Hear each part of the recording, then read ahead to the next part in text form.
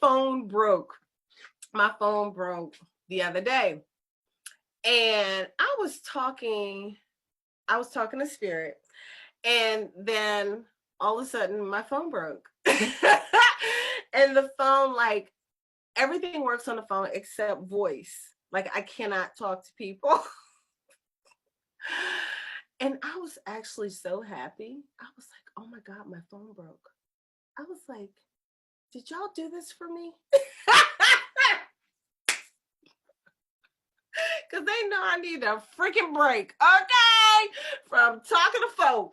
So I was actually happy as a lark that my phone broke. And the new phone came in. I ain't even put that joker together yet. Okay? I ain't even gonna lie. I've had the new phone for 2 days, and that joker's still sitting up there. Because I don't even feel like talking to nobody. I'm just being real. And I know that once, like setting up a phone and wait a minute, I'm sorry about that. You know how you have to do a phone, you got to back it up, and then you got to sync this and do that and make sure all your apps are still there. And I don't even feel like going through all that. And I don't feel like talking to nobody. I'm just being real honest with you right now.